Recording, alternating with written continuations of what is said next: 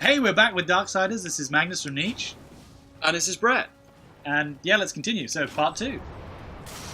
So for those of you who left off from our last video, is basically apocalypse is happening, and I'm playing as War, and gratuitously enjoying myself by swinging my not quite 8-foot sword around the place, and also just, well, causing havoc and wrecking. Oh, there's some innocents over there. Better go and... You said in the last video that the 4 horsemen were Death, War, Fury, and Strife? Yes. So I don't recall there being a Fury or a Strife in the Book of Revelations. Well... What's the story? Balamori. I'd I'd really like to know. Well, Wishbone, we've got a story for you.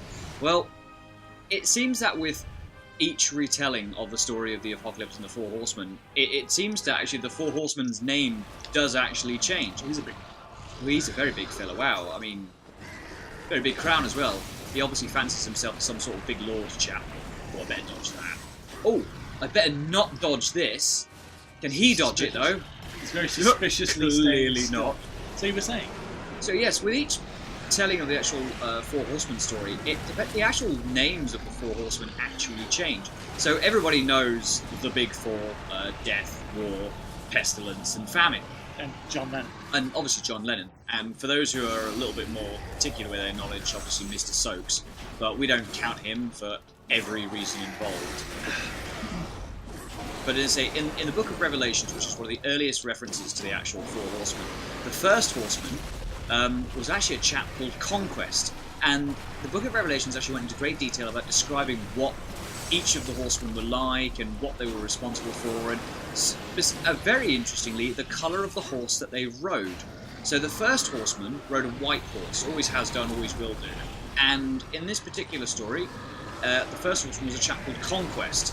And I'm not very good at quoting biblical scripture, I'm sorry, but it went somewhere along the lines of, and the first horseman came out wielding a golden arrow and wearing a golden crown upon his white steed, and he was the conqueror of worlds and the destroyer of armies and blah blah blah blah blah. Sure, you're not just reading from the script of Star Wars. Fairly certain it's not the script of Star Wars. It might be the script of my autobiography. Of course. Easily confused.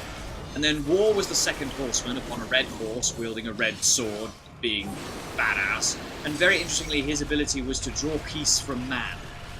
Not to basically kick ass, take names, and kill everybody, was to basically give everybody a reason to fight, which was kind of interesting, I suppose. Third horseman was Famine, and he actually said something when he came forth. He was riding a black horse, and he had a set of scales in his hand, and he said, "Touch not the wheat."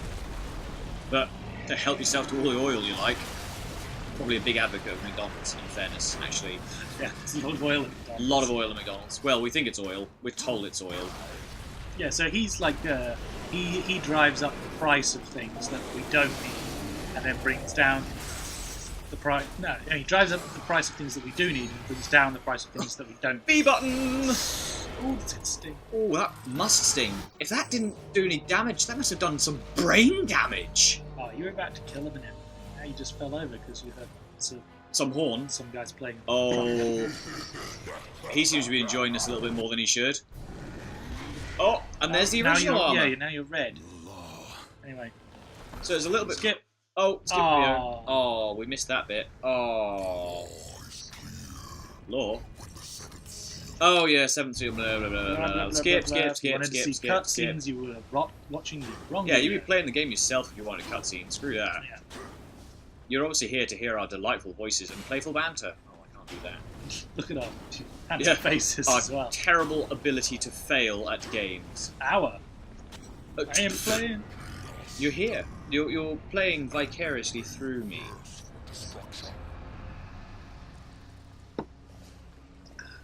Oh yeah, and not to forget the 4th horseman, Death. He's always the last one. Not quite sure why. Always the last. But when Death comes forth, he rides a pale horse. A lot of contention about what colour this actually means. I'm guessing it just means a dead horse. Well, yeah, I think I've seen depictions of it where it's been black and then white, but I've also seen depictions of it as like sort of zombie moldy horse. green, yeah, or grey as well. But for those of you who also want to know, Names like the Pale Rider specifically refers to death. For those Clint Eastwood fans. So you've played through Darksiders 2 as well. Yes. And you play as Death in that. Yes. And that is at the same time as this one? In a way, the events kind of do run parallel to each other. The whole point of the second one is Death is really not happy with the idea of his brother being condemned by the Charred Council and blamed for the annihilation of the human race. In fairness, seems totally believable, as I've just spent the last 10 minutes slaughtering innocent people as they turned up. Oh, what Well, I mean, the Jeff is this? She looks pretty... I don't think you did that. No, I'm certain I didn't. The hole in her chest would be a lot bigger if it was me. It's like someone ripped her heart out. Aww. That's what you get for... I was about to make an eHarmony joke, but I kind of prefer the... Oh, okay, yeah. That works as well. Yeah, oh, okay. I'll just jump dramatically. Look, there's more of these. Twins. And that must be the guy. I'm fairly certain that was the one we left down there. Okay, just follow me. Yeah, she's clearly following me, just waiting for me to not look. There we go. Look at this. Beautiful scenery. Oh, cutscene! Oh, truly, my greatest nemesis is the cutscene. Zom Bombadil. Zom Bombadil and Kilbo Frames. Yeah. Truly the greatest players of any game ever. Oh, that's such a good name, the Kilbo Frames. Oh, okay, so what are the blue things? Well, the blue things are actually souls. What do you use these? Well, these are actually the basic currency in the game. So, Chaos Eater, the sword that War wields, it cuts souls away from the enemies you kill. It doesn't specify whether or not it's the actual creature's soul or just the souls or whatever it's eating, because presuming these being zombies, I can't imagine them having much soul for themselves except for what they eat.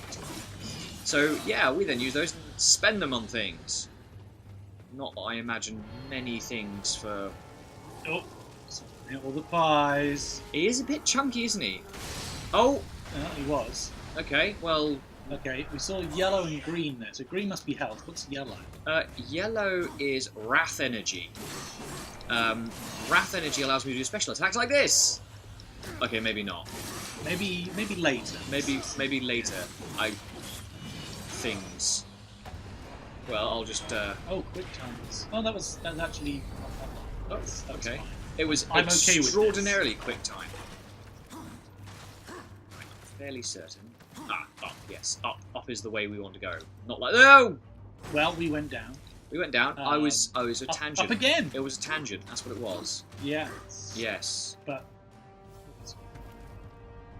You'd have thought that would be a nice place to hide something.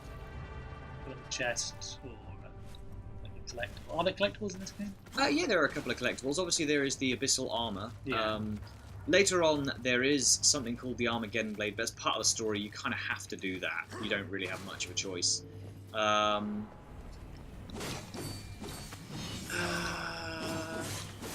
it's Mr. Pie Man again. Or he's going to eat some sort of spicy pie. Whoop. Ooh. Maybe the Cornish pasty was just a bit too much pepper. Just a bit too much pepper. I don't know if pepper is technically incendiary. No, but it is a spice. Yes, it is a spice. What happens if I just press the B button on these guys? Oh! That is wow. that is a good way of killing them. That just does it. That just does it. Sword, don't need that. I'm just going to slap you with your cock. Oh! Oh, yep. Yeah. I don't... I could do that, but I don't want Yeah, no. ever. And this guy... he just... He bombed on you. But it came out of his belly button. In some sort of grody... Oh, he's going to blow up. Oh, he got me in the back. All up my back and everything. Oh, there's a chest over here. And like all chests, it makes me want to punch this box. That was not good. I guess with the opening of the amazing chest, we shall say goodbye, and we'll be back next time with part 3 of Darksiders. See you next time. Oh.